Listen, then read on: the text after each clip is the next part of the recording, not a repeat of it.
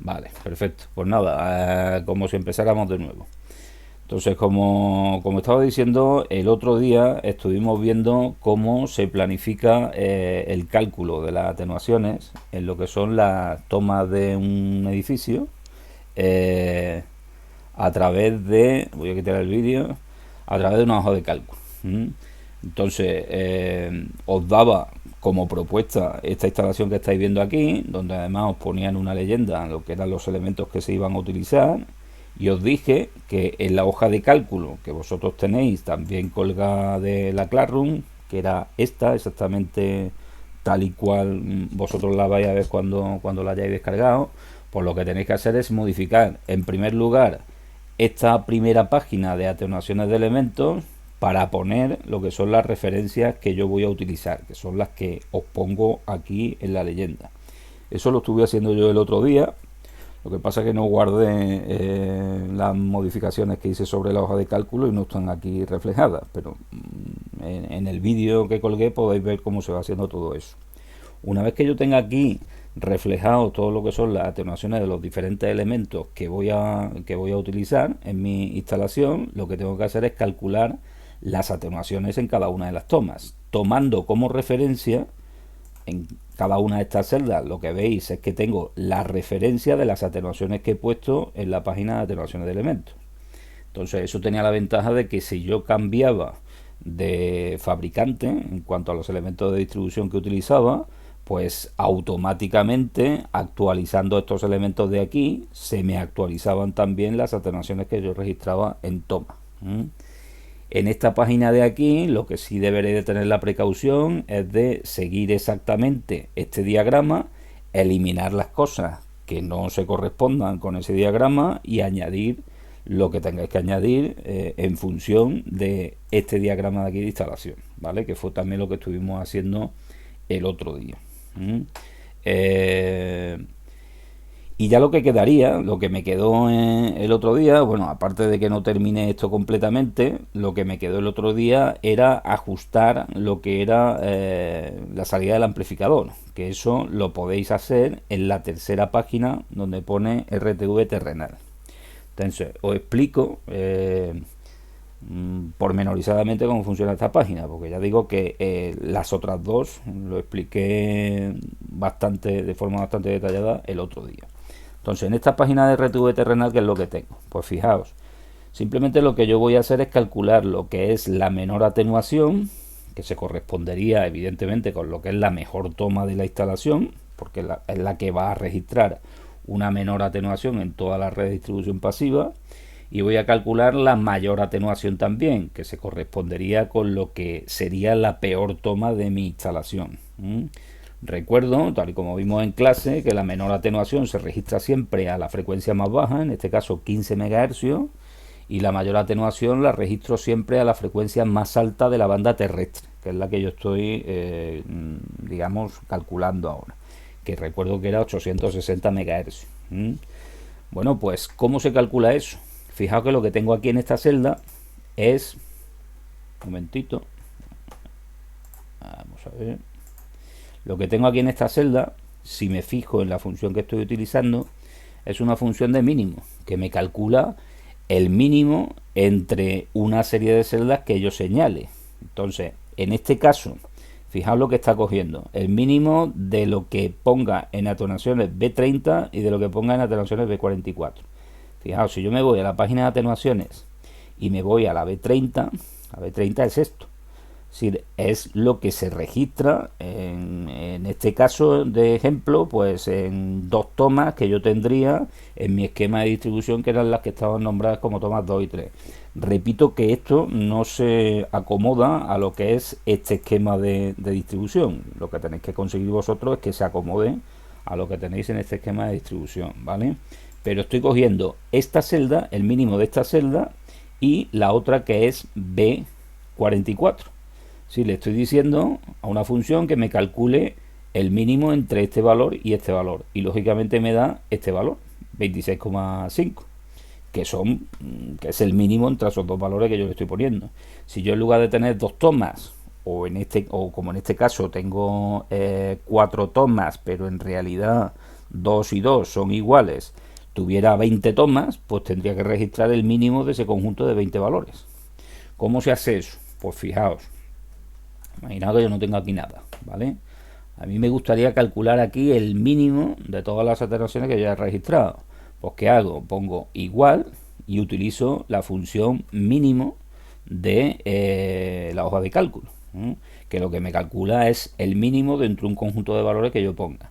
Si abro paréntesis y me voy a la celda, a la pestaña, perdón, de atenuaciones, y yo voy señalando las celdas que quiero considerar para calcular el mínimo, fijaos que si pulso sobre la primera, me pone ahí arriba mínimo de atenuaciones B30. ¿Cómo le indico? Y además me la dibuja con una marquesina. ¿Cómo le indico que además quiero considerar la celda B44? Pulso la tecla control y luego pico en la otra celda, en este caso en la B44. Y fijaos que me va separando con un punto y coma todas las celdas que yo voy especificando para que me calcule el mínimo de ese conjunto de celdas, ¿vale? Si yo tuviera celdas contiguas, que no es el caso este de aquí, porque estoy registrando lo que serían las atenuaciones totales y por lo tanto hay un conjunto de celdas en medio que no son contiguas, pues yo podría utilizar para celdas contiguas los dos puntos. Y en ese caso, si yo quiero calcular, para que veáis cómo funciona, el mínimo de un conjunto de celdas contiguas, fijaos, si yo me pongo aquí en la primera, pulso la tecla mayúscula y le doy a esta de aquí, veis que la marquesina me selecciona lo que son todo el conjunto de celdas entre B23 y B30. O si yo pongo el mínimo de la primera celda, dos puntos, la última celda, automáticamente me calcularía el mínimo de eso. ¿Cuál sería el mínimo de entre todas estas celdas que estáis viendo aquí? ¿Alguien me lo puede decir? Así a simple vista, ¿cuál es?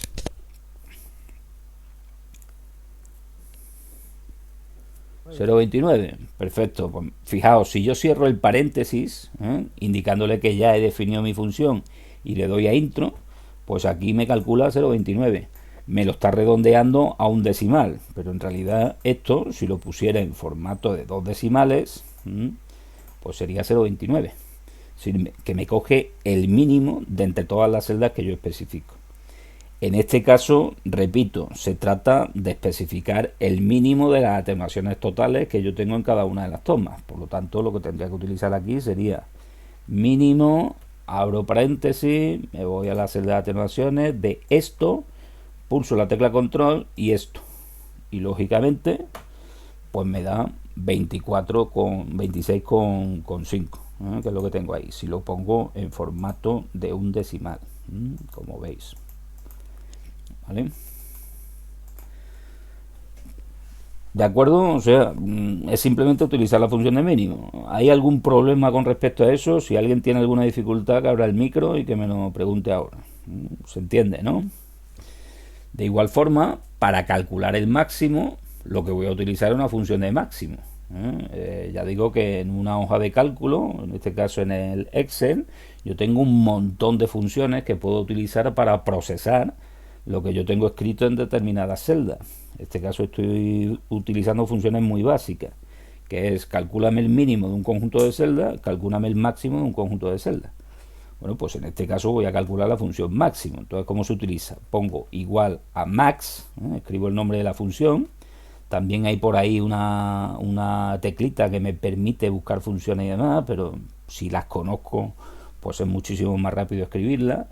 Abro paréntesis, me voy a la de atenuaciones, a la hoja de atenuaciones, y ahora tengo que registrar el máximo. ¿Pero a qué frecuencia? Pues a la frecuencia más alta de la banda terrestre, que en este caso son 860 MHz. Así que le digo, me vas a calcular el máximo de esta celda, pulso la tecla control, me voy para abajo y digo, y esta celda de aquí. Como veis, se me escribe aquí en el edit de expresiones, le doy a intro, no tengo ni por qué cerrar si no quiero el paréntesis de la función. Si yo le doy a intro, ya interpreta que he terminado de especificar todos los parámetros de la función y me lo cierra automáticamente. Y me lo calcula a 32,9. Esto de aquí, que yo pongo al lado, tanto para la mejor toma como para la peor toma, lo he escrito yo manualmente. Es decir, yo me voy a la página de atenuaciones identifico dónde tengo el valor mínimo en este caso y digo, pues son las tomas 4 y 5 de la planta segunda y de la vivienda segunda. Pues eso lo escribo aquí para identificarlo. Tomas 4 y 5, vivienda segunda, planta segunda.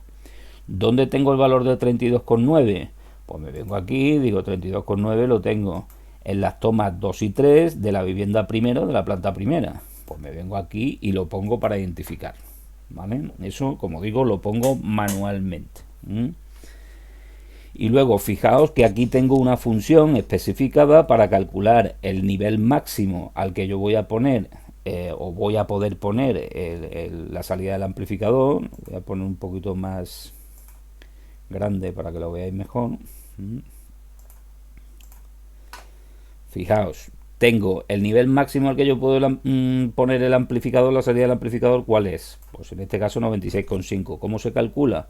Pues fijaos la función que estoy utilizando aquí. Es igual a 70 más la celda B5, más esto. Es decir, le estoy sumando al nivel máximo que me dice el reglamento que yo puedo tener en toma, que son 70 decibelios sobre microvoltio, el resultado de haber calculado la menor atenuación que yo tengo en toda la instalación. En este caso 26,5. Entonces 70 más 26,5 son 96,5. Fijaos, si yo pusiera un nivel por encima de eso, por ejemplo, si pongo un nivel de 97 decibelios sobre microvoltio, ¿qué ocurriría? Pues que a la salida del amplificador yo vería una toma que tiene una atenuación de 26,5 y en consecuencia en esa toma, que sería la mejor toma de mi instalación, yo tendría un nivel de 70,5 decibelios sobre microvoltio y ya me pasaría de lo que me dice el Real Decreto.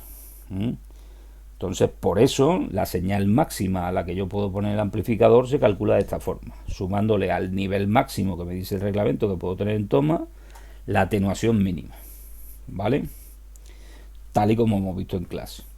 Y luego, de la misma forma, el nivel mínimo al que yo puedo poner el amplificador lo tengo aquí calculado como 47, que es el nivel mínimo que me dice el reglamento que yo puedo tener en una toma, más la atenuación máxima que yo haya calculado, que la he calculado aquí, más B10 en este caso, ¿vale?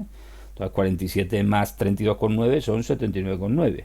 Fijaos, ¿qué ocurriría si yo pongo un nivel más pequeño? Si pongo, por ejemplo, 79 solo decibelios sobre microvoltio, pues que se va a encontrar una toma que tiene una atenuación de 32,9 y en consecuencia en esa toma yo voy a tener un nivel de 46,1, que por lo tanto es más pequeño que lo que me dice el reglamento que tengo que tener como mínimo y estaría incumpliendo de nuevo el reglamento. Entonces, de esta forma yo calculo el nivel máximo al que puedo poner el amplificador y el nivel mínimo al que puedo poner el amplificador. Obviamente, si cuando hagáis esos cálculos os sale que esto es más pequeño que esto, pues entonces extrañaros. No tiene sentido que un nivel máximo sea más chico que un nivel mínimo. Entonces, esto siempre tiene que ser más chico que esto. ¿A qué nivel voy a ajustar yo realmente los amplificadores? Bueno, pues si tengo un nivel máximo y un nivel mínimo, lo suyo es ajustarlo a un nivel medio. Y eso es lo que tenéis aquí en la formulita del ajuste. Fijaos que si yo me pongo en esta celda, lo que tengo es, me sumas B7, que es esta celda, más B12, que es esta celda, y lo divides entre 2.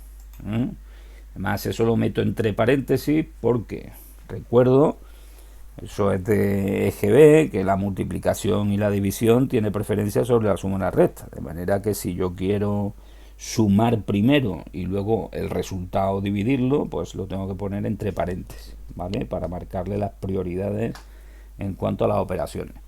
Bueno, pues en este caso 96,5 más 79,9 dividido entre 2 lo he redondeado sin ningún decimal a 88 decibelios. O sea, que si yo pongo la salida de este amplificador de aquí, yo pongo 88 decibelios, estoy garantizando que en todas las tomas yo voy a tener un nivel de señal entre 47 y 70 decibelios sobre microvoltio, porque lo estoy asegurando para la peor toma y para la mejor toma, ¿vale? Además, como estoy ajustando el nivel a una cosa intermedia entre un máximo y un mínimo, pues en realidad no estoy en los límites de 47 y de 70, sino que tendré un nivel de señal por encima del mínimo y bastante por debajo del máximo. ¿Mm? ¿Se entiende eso? ¿Se entiende cómo se utiliza esta hoja de cálculo? Vale, pues eso es lo que me quedó el otro día. Entonces, volviendo con lo que tenéis que hacer para entregarme de cara a este viernes, si os vais a la Classroom, pues aquí en el trabajo de clase tenéis esto que pone práctica, cálculo de distribución RTV con hoja. Esto es lo que tenéis que hacer. Bueno, ya lo ha presentado uno que es Pablo. Todavía no lo he mirado, pero vamos, supongo que estará bien. Y aquí tenéis la hoja de cálculo que tenéis que modificar, el diagrama RTV. También os pasaba directamente las referencias comerciales para que no las tengáis que buscar por internet. Y lo que me tenéis que entregar es esto correctamente relleno. Es decir, la ventanita de atenuaciones de elementos modificada con los elementos que estoy utilizando en este diagrama, ¿vale? Que los tenéis aquí en la leyenda. En los catálogos comerciales esos que os incluyo tenéis lo que son las referencias estas de aquí, no tenéis que preocupar por buscarlas en internet. Luego me tenéis que hacer la hojita de la página de atenuaciones, teniendo en cuenta que aquí yo los valores no los escribo manualmente, sino que los referencio con respecto a la página de atenuaciones de elementos. También el otro día os expliqué cómo se calculaba el coeficiente de seguridad y cómo se calculaba la atenuación total. Si no os acordáis, pues miráis el vídeo correspondiente. Y ya os he explicado cómo se calcula el ajuste de los amplificadores con la pestañita de la radio y televisión terrenal. Eso me lo tenéis que entregar como muy tarde este viernes a las 12 de la noche. Y luego, si os fijáis, para aquellos que ya han tenido un correo donde les digo que para considerar el aprobado en la asignatura deberían de hacer las tareas opcionales que yo vaya mandando de aquí a final de curso, pues ya os he colgado la primera, que es esta. Como veis, la fecha de entrega es el 29 de mayo de este año, es decir, tenéis hasta finales de mayo. ¿De qué se trata? Se trata de lo mismo que habéis hecho en la práctica esta, pero evidentemente con un edificio un poquito más complicado. En concreto, el edificio fue el que yo empecé a introducir el otro día. Concretamente, es este.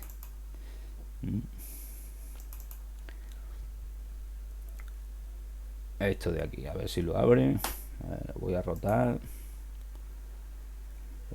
hacia la izquierda, pues este de aquí. Entonces es un edificio evidentemente más complejo. Se supone que ya tenéis un poquito de manejo con la hoja de cálculo y lo que tenéis que hacer es adecuar esa hoja de cálculo para que se me refleje este diagrama de instalación de televisión. Entonces, en este caso tengo un edificio con 10 viviendas. Cada vivienda, como veis, tiene 3 tomas. Y luego tengo un local comercial que os estuve diciendo el otro día que con el reglamento nuevo esto no se suele hacer, sino que aquí lo que se pone son derivadores del mismo número de salidas que yo tengo en las plantas de arriba, y no se pone el PAU este que me ataca directamente a la toma esta. Esta toma de hecho no se pone, pero vosotros lo vais a considerar tal cual está aquí. Entonces, ¿qué tendréis que hacer? Pues a partir de la hoja de cálculo que habéis elaborado para la práctica más simple, eso lo guardáis como otra hoja de cálculo y empezáis. Atenuaciones de elementos. Esta paginita de aquí la tendréis que rellenar con todos los elementos que yo os pongo aquí en la leyenda, ¿vale? Con estas referencias comerciales. En este caso no doy catálogos, así que los tendréis que buscar por internet. Si buscáis las características de un derivado de 6 salidas de 20 decibeles de Fracarro, en concreto de esta referencia, me ponéis la atenuación de derivación, la atenuación de paso, me vais rellenando esa página de atenuaciones de elementos. Cuando hayáis hecho eso, pasáis a lo que serían las atenuaciones de las tomas. En este caso voy a tener como estáis viendo aquí, una planta segunda, una planta primera y una planta baja. En las tomas de la planta segunda, en todas las tomas de la planta segunda, yo voy a pasar por una serie de elementos comunes. Si quiero, para cada toma puedo particularizar por todos los elementos por los que paso.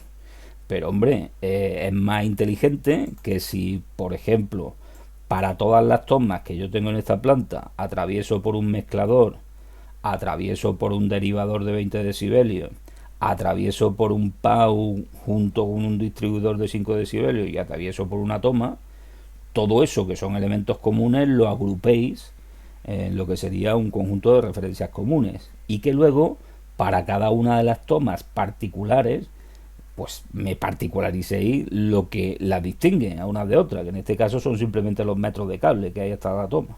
Entonces, a ver cómo le dais forma a eso. A mí lo que me interesa al final es tener la atenuación de todas las tomas que yo tengo aquí. En este caso tengo, como estáis viendo, 31 tomas. Pues yo tengo que tener registrado aquí en la pestaña de atenuaciones 31 atenuaciones correspondientes a cada una de esas tomas. Y luego en la página de RTV terrenal lo que tenéis que hacer es calcular el mínimo de esas 31 tomas a 15 MHz. Con eso tendréis la mejor toma. Calcular el máximo de la atenuación de esas 31 tomas a 860 MHz. Entonces tendré la peor toma y automáticamente pues ya ajustaré lo que sería el amplificador, la salida del amplificador. ¿Se entiende de qué va el ejercicio, no? Como digo, tenéis de aquí a finales de mayo y a medida que lo vayáis haciendo pues me podéis preguntar cosas. O sea que se trata de que lo hagáis, no se trata de putearos y de poner una cosa complicada, pues en realidad tampoco es tan complicado. Bueno, pues esa es la cosa adicional que de momento está programada. Así que a los que le haya dicho en el correo que tienen que trabajar esos contenidos adicionales, pues que le vayan ya echando un vistazo. Bueno, pues con eso terminamos con lo que sería el uso de la hoja de cálculo y demás. Y ahora empezamos ya con otra cosa completamente nueva que forma parte de lo que sería la tercera evaluación de ICT. Esto recuerdo que era un complemento a lo que nos quedamos viendo en la segunda evaluación. La tercera evaluación de ICT está pensada sobre todo para hablar de lo que sería la instalación de telefonía en edificios, la instalación de telefonía en una ICT. Entonces, eso a nivel teórico queda cubierto en el tema 9 del libro. De momento lo único que vamos a hacer es eso, introducir la teoría básica con respecto a ese tema. Y a partir de la semana que viene pues ya empezaremos a hacer algunos ejercicios prácticos sobre el mismo. Entonces, para que veáis, el libro lo tenéis casi todos. El que no lo tenga pues o que lo apañe de alguna forma, lo que sea. Yo evidentemente no puedo recomendar que pirateéis nada de esto, y además es un libro que está bastante protegido. Yo no lo he visto por ningún sitio por internet, por lo tanto el que no lo tenga pues que tire como pueda en lo que son los contenidos que vamos a explicar ahora, ¿vale? Para el que no lo tenga, de hecho voy a colgar, y de todas maneras creo que ya todo lo tenéis, lo que es el reglamento de ICT, porque lo principal que nosotros vamos a comentar ahora está sacado de aquí, del reglamento de ICT, y en concreto del anexo 2 de ese reglamento que se refiere a lo que son las instalaciones de telefonía. Entonces, para hablar un poquito sobre el tema, yo voy a utilizar un PowerPoint del libro de McGraw-Hill que hemos estado viendo a lo largo del curso, pues que tiene unas diapositivas que, digamos, me permiten resumir un poquito lo que son los contenidos, ¿vale? En el tema 9 del libro empieza hablando en general de lo que son sistemas de telefonía y de cuáles son los tipos de centrales que yo tengo en un sistema de telefonía. De todas maneras, eso lo voy a cubrir muy por encima para que tengáis una idea de cómo funciona el sistema de telefonía en general, pero a lo que a nosotros nos interesa es sobre todo cómo se configura una instalación de telefonía en un edificio, es decir, cómo se configura el servicio de telefonía en una ICT. ¿Vale? Y eso empiezan a tratarlo en el libro pues prácticamente a partir de la página 184. ¿Eh? Bueno, pues nada, vamos a empezar con esto. Fijaos, en primer lugar, cosas muy básicas que creo que casi todo el mundo ya más o menos manejará.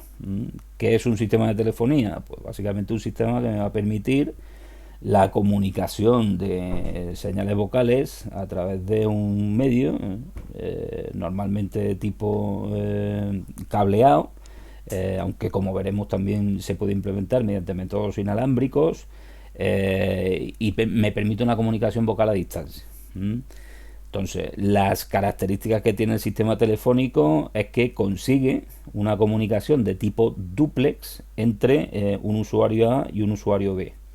Recordando un poquito los sistemas de comunicaciones que hemos ido viendo a lo largo del curso, no solo en esta asignatura, sino también en la asignatura de redes, pues recuerdo que había un método de comunicación que era el método simplex, con el cual yo podía comunicar, digamos, una información solo en un sentido y al mismo tiempo. El ejemplo típico de un sistema de comunicación simplex es una emisora de radio, por ejemplo. Tengo también un método de comunicación que es semiduplex, donde yo puedo habilitar una comunicación en ambos sentidos, pero con la particularidad de que no puede ser simultánea, porque estoy utilizando el mismo canal de comunicación básicamente. El ejemplo típico que se pone siempre es el de un walkie-talkie. Yo estoy utilizando la misma frecuencia para transmitir y para recibir, y cuando utilizo el canal para transmitir, pues no puedo utilizarlo también para recibir. De ahí el procedimiento este de cambio y corto y demás. Y luego tengo una comunicación de tipo duplex, que es la que se consigue, por ejemplo, con el sistema de telefonía, donde yo puedo transmitir tanto en un sentido como en otro y además simultáneamente. No conviene que yo transmita simultáneamente, porque aunque el sistema lo permita, si los dos hablamos al mismo tiempo en una conversación telefónica, evidentemente no nos entendemos. Pero lo que es el medio de transmisión que yo voy a utilizar y el sistema en sí me permite hacer eso. Bueno, pues más cosas. ¿Cómo se ocurre que puedo yo permitir la comunicación de lo que son varios usuarios telefónicos al mismo tiempo? Pues una posibilidad sería esta. Es decir, si yo quiero conectar este usuario A con 3 usuarios B, C y D, pues una cosa que puedo hacer es tirar un cable de aquí a aquí, otro cable de aquí a aquí y otro cable de aquí a aquí. Si C también lo quiero comunicar con A, con B y con D, pues el cable con A ya estaba hecho, pero ahora tendré que tener un cable hasta B y otro cable hasta D. Entonces, ¿esto se puede construir así? Pues sí, se puede construir así. Lo que pasa es que a medida que el número de usuarios crece, pues el número de conexiones también crece de una manera exponencial. Luego, esto no es viable, ni muchísimo menos cuando tengo muchos usuarios, y cuando las distancias entre los usuarios también pueden ser distancias grandes. Entonces, ¿cómo se construye el sistema telefónico? Bueno, pues enlazando un poquito con lo que estamos viendo en redes, en IRDST, se construye con esto, con sistemas de conmutación. Es decir, yo en lugar de comunicar directamente A con B, con C y con D, lo que voy a hacer es tirar un cable hasta una central de conmutación, que será una central de conmutación local. Y ahí, mediante algún mecanismo, que antiguamente era un mecanismo manual y hoy en día es un mecanismo de tipo electrónico, pues yo voy a hacer que cuando el usuario A llame al usuario D, se active aquí un mecanismo que me permita unir la línea que viene de A con la línea que viene de D, ¿vale? Esto es lo que estamos viendo que también hacen lo que son las centralitas privadas, o sea, la PABX que estamos viendo en redes, lo que hacen es esto mismo. Lo que pasa es que no lo hacen para lo que sería una red de telefonía pública, sino que lo hacen dentro de una empresa para interconectar lo que serían las líneas que vienen del operador, ¿no? que yo contrato con un operador determinado, con un conjunto de operadores determinados con lo que son las extensiones que tengo dentro. Pero básicamente hace lo mismo. ¿Mm? Bueno, pues así es como tradicionalmente se ha construido lo que es el sistema de telefonía. A esto de aquí, normalmente, es decir, al cable que va desde un usuario hasta la central local más próxima, es a lo que se le llama el bucle de abonado. Y eso típicamente se ha implementado de toda la vida con un par de hilos de cobre, lo que se llama un par. Bueno, a partir de una determinada época se llamó par trenzado. Antes no iban trenzados. Entonces eso se implementa típicamente con un par de hilos de cobre. Digo típicamente porque esto está cambiando y ya sabéis que lo que eran los medios de transmisión tradicionales se están sustituyendo por otros medios de transmisión. Se supone que el medio de transmisión que tendremos en un futuro no muy lejano, ¿cuál va a ser? O sea, a través de qué se implementará no solo el servicio de telefonía, sino prácticamente todos los servicios que hoy en día conocemos. ¿A través de qué medio de transmisión creéis vosotros que se va a implementar eso? Fibra óptica, efectivamente. De hecho, los grandes operadores están tirando fibra cada vez por más sitios. Y de hecho, los sitios donde hay fibra, a mí me llega no solo el teléfono, sino que me llegan muchos más servicios por esa fibra que me llegan hasta mi casa, ¿no? Si tengo la ventaja de que tengo una fibra hasta el hogar. Básicamente lo que me va a permitir un medio de transmisión de ese tipo es tener mucha más disponibilidad, ancho de banda, y en ese ancho de banda pues voy a multiplexar un montón de servicios. Comentáis por aquí algunos también que tengo el tema de la 5G. Vale, pero eso para lo que es la red de telefonía móvil. Estamos hablando de lo que sería la red telefónica básica o red telefónica conmutada, que también se llama, que es el servicio telefónico que hemos tenido en casa toda la vida. Pero evidentemente también a través de 5G se implementan muchísimas funcionalidades. Bueno, pues para construir ese sistema telefónico de la red telefónica conmutada, yo tengo disponible una cantidad de centrales. Todas ellas lo que consiguen es esa conmutación de la que hemos hablado, pero tengo, digamos, lo que sería una jerarquización de centrales. Voy a poner esto un poquito más grande para que se vea mejor.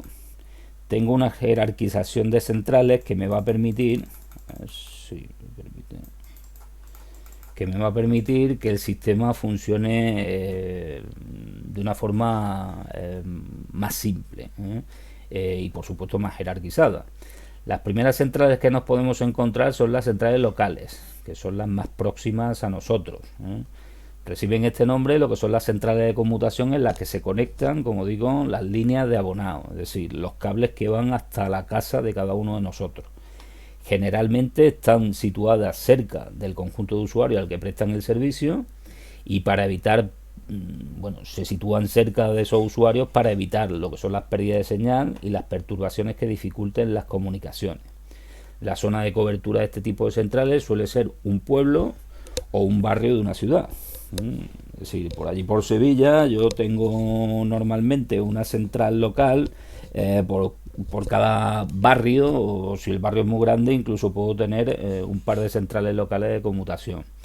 La distancia que existe entre la vivienda del abonado y la central local no suele superar los 3-4 kilómetros como mucho, ¿vale? Porque a medida que yo más me aleje de lo que es la central, más problemas puedo tener para prestar determinados servicios. Con el servicio de telefonía simple no tengo ningún problema, pero como por el mismo cable de par trenzado en los últimos tiempos se han ido metiendo otro tipo de servicios, como por ejemplo ADSL, pues ahí sí que tengo problemas a medida que yo me voy alejando de la central local. Entonces, cuando un operador diseña lo que sería su red de distribución, pues lo hace teniendo en cuenta que la distancia final hasta el abonado pues no supere un determinado número de kilómetros, que como digo son poquitos. Ahora, ¿qué otro tipo de centrales tengo? Pues tengo también lo que son las centrales primarias. Los usuarios de una central local deben de tener la posibilidad de comunicarse con los del resto de centrales locales. Entonces yo tengo que tener una serie de enlaces exteriores que me comuniquen unas centrales locales con otras centrales locales. Pues bien, en ese esquema jerarquizado del que estaba hablando y del que ahora después vamos a ver un esquema, pues las centrales primarias son las que me permiten la comunicación entre esas centrales locales. Sí, si yo soy un abonado que estoy en el barrio de Triana y me quiero comunicar con otro abonado del barrio de Triana, pues directamente la central local del barrio de Triana producirá lo que es la conmutación para conseguir la comunicación entre, en este caso yo, y el usuario al que llamo, en Triana. Eso típicamente siempre se ha entendido como lo que es una llamada local. ¿Mm? Ahora, ¿qué pasa si yo quiero llamar desde el barrio de Triana al barrio de Parque Alcosa? Pues yo no voy a tener un cable tirado desde Triana a la central local del Parque Alcosa. Yo me conecto como central local y luego habrá una comunicación entre la central local de Triana y la central local del barrio del Parque Alcosa. Pues bien, para provocar esa comunicación, lo que se hace es situarse un nivel por encima, que sería lo que sería la central primaria. Para que lo vayáis viendo, sería esto que estáis viendo aquí. ¿Vale? Aquí en la primera línea, digamos, tengo los usuarios que se conectan a lo que son las centrales locales, y como veis, las centrales locales se conectan entre ellas, habilitando la conmutación en lo que serían las centrales primarias. ¿Vale? Entonces, habitualmente las centrales primarias prestan servicio a una comarca, si estamos hablando de un medio rural, o a una ciudad de tamaño medio. La verdad es que en Sevilla no sé cuántas centrales primarias hay, pero es posible que en ciudades grandes como Sevilla, Madrid, Barcelona, Valencia, pues yo tenga varias centrales primarias, ¿vale? Cada una de ellas aglutinando a un conjunto de centrales locales. Además, la comunicación entre las centrales locales y las centrales primarias normalmente ya no se realiza a través de, vamos, desde antiguo, desde hace bastante tiempo, no se realiza a través de lo que son cables de pares. Antiguamente se utilizaba una comunicación mediante un cable coaxial que tiene un ancho de banda mucho mayor, y hoy en día, pues evidentemente esas comunicaciones se producen todas mediante fibra óptica. Y en una misma fibra, pues yo multiplexo un montón de conversaciones que salen de las centrales locales que se interconectan. Subiendo de nivel, las centrales primarias se tendrán que conectar también con otras centrales para habilitar la conmutación, ¿no? Pues eso es lo que se llama una central secundaria. Entonces, las centrales secundarias, como le dicen aquí, son las que permiten la comunicación entre centrales primarias y gestionan una región más grande que las anteriores, o puede ser, por ejemplo, una provincia o una zona mayor, una ciudad más grande. Por ejemplo, es normal que en Madrid yo tenga una central secundaria gestionándome todas las centrales primarias que yo haya repartido por toda la zona de Madrid. Y por último tengo ya en ese esquema de jerarquización lo que son las centrales terciarias. Centrales terciarias son las que me conectan, como veis en el sistema de jerarquía, a las centrales secundarias, y en este caso pues me permiten lo que serían llamadas de larga distancia. Como me dicen aquí, si la llamada es de larga distancia, para localizar a un destinatario lejano podríamos llegar hasta una central terciaria o central nodal, que también se llama, que coordina el tráfico telefónico entre áreas geográficas muy extensas.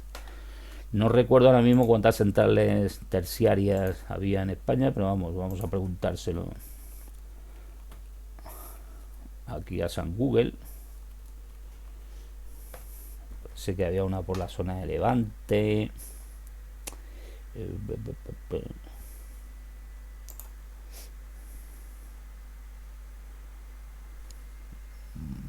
La comunicación entre las centrales terciarias es inalámbrica. Bueno, ahora os lo comento eso.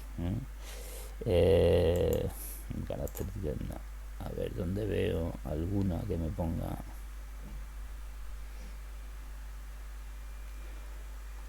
Bueno, ahora mismo no sé cuáles son las que están establecidas.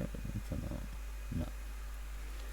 Bueno, ya busco para el próximo día un mapita que me hable de lo que son las diferentes centrales que yo tengo en España localizadas. Que recordad que en Valencia, no quiero decir nada porque no lo recuerdo con exactitud, pero en Valencia había una, en Madrid por supuesto hay una, en Barcelona me parece también había otra. En fin, ya os lo comento el próximo día. Preguntan por aquí si la comunicación entre las centrales terciarias es inalámbrica. Bueno, pues depende. Por ejemplo, si yo quiero habilitar la comunicación entre una central terciaria que yo tenga aquí en España y una central terciaria que yo tenga en Estados Unidos, por ejemplo, pues a través de qué mecanismos se comunican esas dos centrales, pues la mayoría de las veces va a ser a través de un cable que esté tirado por el océano, como hemos visto, que se tiran cables de fibra óptica que van viajando entre rutas determinadas que yo tengo en el océano Atlántico en este caso, y me permiten la comunicación entre esas dos centrales. Evidentemente, como las distancias son muy grandes, pues recuerdo el documental ese en el que vimos, en que cada 40 50 kilómetros se tiene que poner un repetidor para regenerar la señal óptica que se está transmitiendo. Ahora, también puedo habilitar una comunicación inalámbrica a través de satélite. Sí, si yo quiero conectar una central terciaria que tenga aquí en España con una que yo tenga en Latinoamérica, pues otra posibilidad es utilizar una comunicación vía satélite. Aunque digo que la mayoría de las veces esas comunicaciones hoy en día van a ir por fibra a través de los cables intercontinentales que se tiran por el océano. ¿Vale? Bueno, ha quedado más o menos claro lo que es la estructura de jerarquización del servicio. Vale. Aquí me complican un poquito más la cosa, y es que a veces las comunicaciones, como veis, entre lo que son centrales locales con centrales primarias con centrales secundarias y centrales secundarias con centrales terciarias, no se producen en una topología de árbol, sino que se producen en una topología con anillo. Esto está pensado sobre todo para que si yo tengo algún tipo de problema con algún enlace, yo siempre tenga una vía alternativa para llegar hasta ese sitio. Por ejemplo, si aquí yo tengo un anillo establecido para la comunicación de las centrales primarias 1, 2, 3 con la central terciaria 2, se me va este enlace, pues yo siempre voy a tener la posibilidad de seguir comunicando a través de estos tres enlaces que todavía no me rompen completamente el anillo. ¿Vale? Entonces es un método, digamos, de seguridad ante posibles problemas que yo tenga. Y además de esto, pues en lo que son las redes de los diferentes operadores y demás, lo normal es que también tenga redundancia en lo que es el equipamiento que me configuran cada uno de este tipo de centrales. Es decir, es posible que yo en una central secundaria yo no tenga solo lo que es el equipamiento para habilitar la comunicación de todas las centrales primarias que dependen de ella, sino que eso lo tenga redundado, de manera que si se cae pues ese equipamiento principal, pues salte automáticamente un equipamiento secundario. Recordad que el servicio telefónico es un servicio básico que tiene que estar siempre operativo. Por lo tanto, yo tengo que garantizar la disponibilidad del servicio pues prácticamente siempre. Bueno, pues con eso vamos a empezar ya con algo un poquito más interesante, porque como digo, esto es interesante, pero al final eso no lo vais a ver físicamente en ninguna práctica que podamos hacer en el instituto, ¿vale? Porque me están hablando de lo que es el sistema de la red telefónica conmutada. Si trabajáis en un futuro en Telefónica, pues a lo mejor veis algo de esto, pero si no, es bastante complicado. Pero ya vamos a hablar de cosas que sí son más interesantes. En primer lugar, cuáles son los cables que se utilizan para establecer comunicaciones telefónicas. Bueno, pues aquí lo tenéis. Nosotros vamos, aquí no sé cómo han ordenado esto, pero en realidad los cables que nosotros vamos a utilizar son más simples que estos. Son estos de aquí, que veremos después, que os suenan, porque también lo hemos utilizado para redes de datos. Pero los cables que me permiten hoy en día la comunicación entre centrales, pues son de este tipo que estáis viendo aquí. Es fibra óptica, como estamos diciendo. Por una fibra óptica yo tengo un montón de ancho de banda para meter ahí un montón de comunicaciones de manera simultánea, Y lo que yo tengo conectándome una central con otra no es solo una fibra óptica, sino que es una manguera como esta que estáis viendo aquí. Entonces por ahí me caben muchísimas comunicaciones. ¿Os acordáis? Porque evidentemente en fibra óptica lo que transmito son pulsos luminosos. Por lo tanto, la información por aquí va en un formato que es digital. Sin embargo, lo que sale de un micrófono al que yo le hablo en un teléfono, inicialmente es una señal analógica. Yo evidentemente tengo que hacer una conversión de lo que sería la señal analógica a la señal digital. ¿Os acordáis de que monomodo y multimodo, comenta por ahí? Sí, en cuanto a las fibras ópticas, puedo utilizar monomodo y multimodo, pero vamos, las que me unen lo que son las centrales entre sí, normalmente son todas monomodo. Porque recuerdo que con una fibra monomodo yo tengo menores atenuaciones y puedo llegar a mayores distancias. Las multimodo son fibras que normalmente se utilizan exclusivamente en lo que es el interior de un edificio, bien sea para comunicación de datos o, bueno, a día de hoy las comunicaciones telefónicas también son comunicaciones de datos, pero normalmente se restringen al interior de edificios donde yo tengo poca distancia. Bueno, lo que estaba preguntando es si recordáis cuál es la capacidad mínima que yo necesito en un canal digital, en un canal de datos, para transmitir una conversación telefónica. ¿Os acordáis de eso? Porque eso es importante. De cara a saber cómo se convierten las comunicaciones analógicas en digitales y demás, eso es importante. ¿Alguien se acuerda de qué tasa de transferencia necesito yo para meter una comunicación vocal en un cable en formato digital? ¿No? ¿Nadie? Sí, tasa. ¿Cuántos bits por segundo?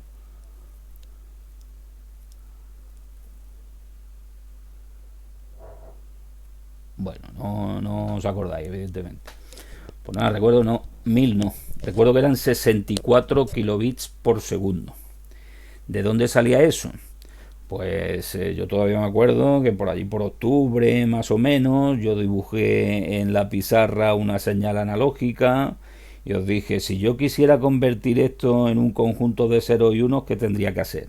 Entonces recuerdo que había tres procesos fundamentales. En primer lugar, el primer proceso era tomar muestras de la señal.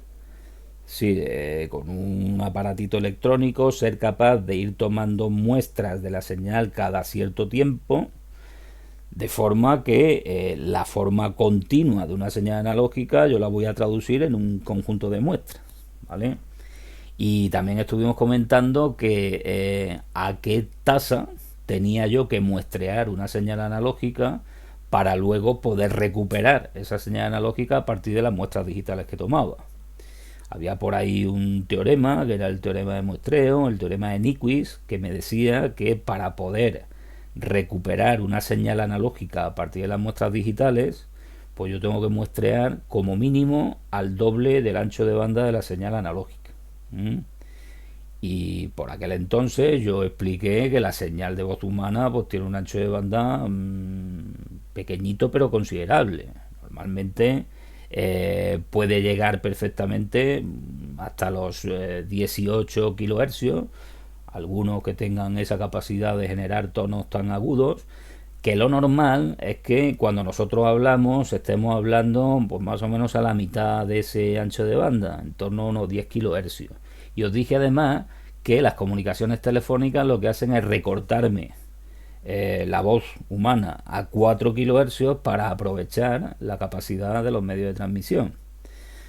Aunque yo corte a 4 kilohercios la señal vocal, digamos que yo voy a perder muchas cualidades de lo que es la voz, el timbre y demás no lo voy a tener como si me estuvierais allá, oyendo, digamos, al natural, pero yo soy capaz de reconocer una comunicación perfectamente con 4 kilohercios. Entonces, por eso el ancho de banda de las comunicaciones vocales en los sistemas de telefonía clásicos es de 4 kHz.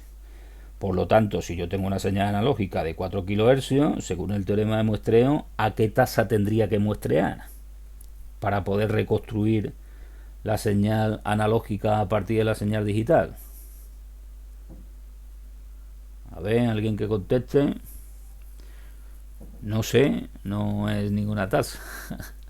Al doble de el ancho de banda de la señal analógica. Si tengo una señal de 4 kHz, pues tengo que muestrear como mínimo a 8 kHz. ¿Mm? Y cuando muestreo a 8 kHz, es decir, cuando tomo una muestra con una frecuencia de 8 kHz, lo que equivale a tomar una muestra cada 0,125 microsegundos, cada 125 microsegundos, perdón, pues lo que tengo que hacer es posteriormente codificar esa muestra, es decir, convertirla en un conjunto de 0 y 1. Entonces también os expliqué que el sistema que se utiliza para telefonía es el sistema PSM, que utiliza 8 bits para la codificación de cada una de las muestras. Por lo tanto, si multiplicáis 8 bits por la frecuencia de muestreo, que son 8 kHz, pues os sale que para transmitir un canal vocal por un cable, como una comunicación digital, pues yo necesito como mínimo una tasa de 64 kilobits por segundo. De todas maneras, eso como recordatorio de algo que vimos en la primera evaluación, y ahora mismo no recuerdo a santo de qué, pero vamos, seguro que lo vimos. Bueno, pues siguiendo con el tema de los cables. Para lo que es el bucle de abonado, o sea, la conexión desde mi casa hasta la central local más próxima, a día de hoy lo que se sigue utilizando de manera mayoritaria es un par de cables. Nosotros cables de pared los hemos visto ya y los hemos utilizado y hemos crimpado cables de este tipo para lo que era la red de datos. Los que se utilizan en telefonía tienen una característica parecida a estos, lo que pasa es que no vienen en un cable con 4 pares. Los que se utilizan, estos también se pueden utilizar para telefonía en lo que sería el interior del edificio, cuando se montan lo que se llaman sistemas de cableado estructurado. Pero para llegar hasta cada una de las casas desde la central de conmutación desde la central local más próxima, lo que se utilizan normalmente son cables multipares, que son los que nosotros vamos a trabajar en la ICT. Esto evidentemente es un cable multipar porque tiene 4 pares, pero en telefonía se utilizan cables de más pares, como mínimo de 25, como veremos. Recuerdo también que el hecho de que yo tenga el cable trenzado me protege de un efecto bastante nocivo que yo tenía en los sistemas telefónicos antiguamente cuando los cables no iban trenzados. ¿Os acordáis cómo se llamaba esa distorsión? Que también la hemos comentado en clase cuando hablamos de las redes de datos. Sí, el hecho de que se me colara una conversación telefónica en otra conversación telefónica de un vecino, ¿eso cómo se llamaba? Ruido. Bueno, una forma muy particular de ruido, estática. No, se llamaba diafonía. Es decir, cuando yo tengo un conductor por el que circula una corriente, en realidad eso está comportando como una antena. Si yo no hago nada, es posible que al circular una corriente por un conductor y generar un campo electromagnético alrededor, ese campo electromagnético se cuele en otro conductor que yo tenga al lado. Y por lo tanto me genere también una corriente en el conductor que yo tengo al lado. Bien, pues ese efecto, que es lo que se conoce con el nombre de diafonía, se puede minimizar mucho trenzando lo que sería el par, ¿no? El par de hilos de cobre. Es decir, simplemente por trenzar el par de hilos de cobre yo disminuyo mucho ese efecto de la diafonía. En consecuencia, también digamos que la atenuación me afecta menos por el hecho de trenzar el cable. Como la diafonía es menor, digamos que yo voy a poder transmitir a mayores distancias sin tener tantos problemas. Por eso, pues desde los años 80 y tantos, 90 y tantos, todos los cables que se utilizan en telefonía, para la red de telefonía básica, son cables trenzados.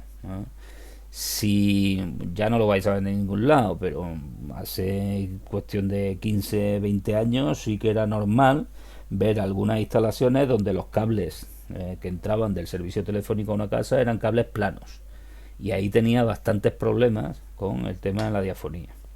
Bueno, pues todos los cables que se utilizan hoy en día para telefonía son cables trenzados, y como veis tienen unos códigos de colores determinados para identificar el tipo de cable o el número del par dentro de lo que sería un cable multipar, ¿vale? Eso lo vamos a ver mejor en las tablas estas de aquí, ¿vale? Por eso ya lo vamos a dejar para el próximo día, porque empezaremos a hablar de cómo se utilizan los cables multipares y los cables de dos pares dentro de lo que son las instalaciones de la ICT.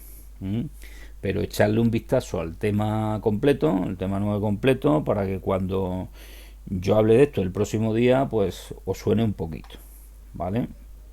Todo el próximo día veremos esto, la codificación de colores en los cables de telefonía, que como veremos, pues parte, digamos, de un cable multipar básico que es de 25 pares, y a partir de ahí pues se van agrupando para generar cables de mayor capacidad.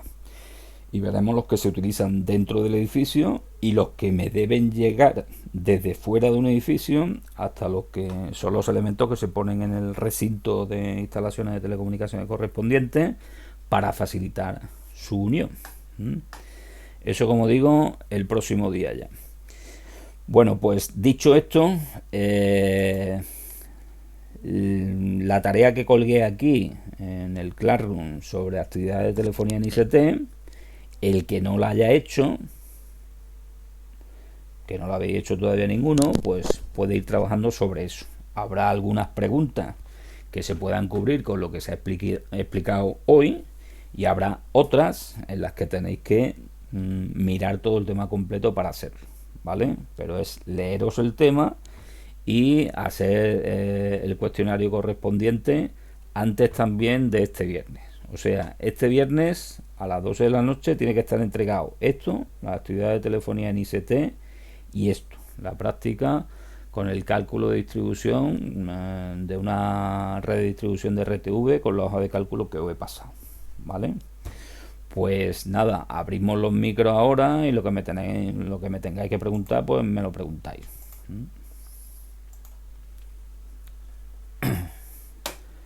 ¿Alguna duda? Yo no. ¿Seguís todavía vivo? Sí. Están todos muertos. Totalmente. Bueno, pues ha quedado claro lo que se tiene que entregar este viernes, ¿no? Absolutamente. Estupendo. Pues nada, por mi parte, por hoy lo dejamos aquí, y mañana nos vemos con lo que es la programación de la selección automática de ruta en la TS 824, y empezaremos también con la instalación de la TDA 200, ¿vale? Si tenéis cualquier tipo de duda, pues el correo lo tenéis disponible para preguntarme lo que queráis.